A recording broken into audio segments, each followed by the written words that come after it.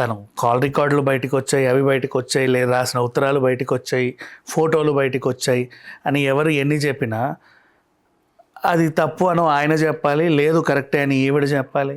Something was happened అని చెప్పి కొన్ని ఇన్నాళ్ళకి బయట పెట్టే ఒక పేరు, ఆ పేరు బయట పెట్టగా ఏంటి నీకు కలిగిన ఇబ్బంది అనేది ఆవిడ చెబితే తప్ప ఎవరేం చేయలేరు.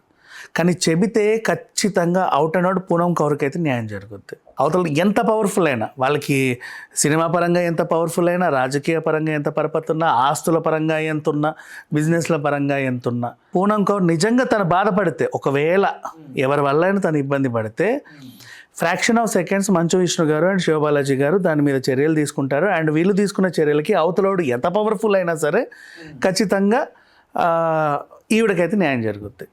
వచ్చినట్టు అంటున్నట్టు మాట్లాడితే ఎట్లా? ఇప్పుడు వాళ్ళు ఖచ్చితంగా రాశారు మెయిల్లో ఫర్దర్ ప్రొసీడింగ్స్కి. నువ్వు వచ్చి ఏదో చెబితే నీకు ఆల్రెడీ స్పందన రావట్లేదు అన్నావు, స్పందించారు ఆల్రెడీ. స్పందించిన తర్వాత నీకేం కావాలమ్మా, రామ్మా, చెప్పమ్మా అంటే అసలు నువ్వు పట్టించుకోవట్లేదు. ఎంతసేపు వాళ్ళు నా దగ్గర రావాలంటే మీ ఇంటికి వచ్చి గడపకు వచ్చి బెల్లు కొట్టి హాల్లో కూర్చుంటే కానీ నేను చెప్పనంటావా? ఇప్పటి నుంచి కాదు నువ్వు బాధపడుతున్నావు, 10 ఏళ్ళ నుంచి 12 ఏళ్ళ నుంచి 15 ఏళ్ళ నుంచి బాధపడుతున్నావు అని తెలుస్తుంది.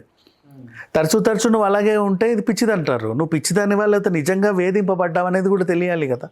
దశాబ్ద కాలంగా పోరాటం ఇద్దరి మీద చేస్తున్నావు, అది తెలుస్తుంది.